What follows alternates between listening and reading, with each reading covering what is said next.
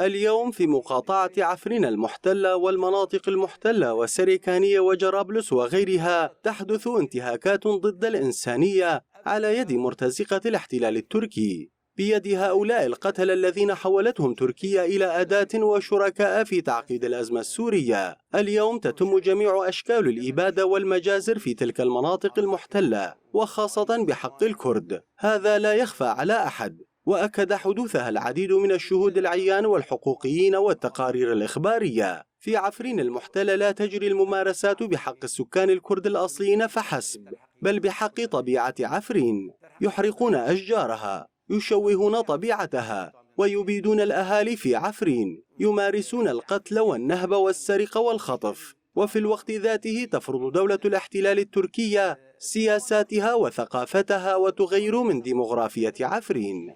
ثقافتها جهراندني، ثقافتها پرورده بزمانی ترکیه. يمارسون كل أنواع الانتهاكات والتعذيب في عفرين المحتلة، يقومون بانتهاكات بحق النساء والأطفال، يختطفون المسنين ويطلبون لقاء إطلاق سراحهم مبالغ مالية. جيش الاحتلال والمرتزقة يرتكبون كل أشكال الفظائع في عفرين، وهذا ما يحدث في سريكانية أيضا. لقد أخرجوا عشرات العوائل الأصلية من سريكانية، ولدي معلومات أنهم أخرجوا نحو 8 عائلات من أهالي سريكانية الأصليين، أخرجوهم من منازلهم وجلبوا عوائلهم وأسكنوهم هناك.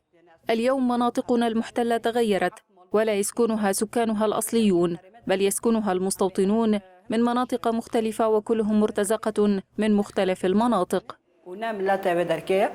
يعني كنت بيجشتي ودولة بجار مهنا داغر كري يعني حركس الناس كانوا خي أساسينه.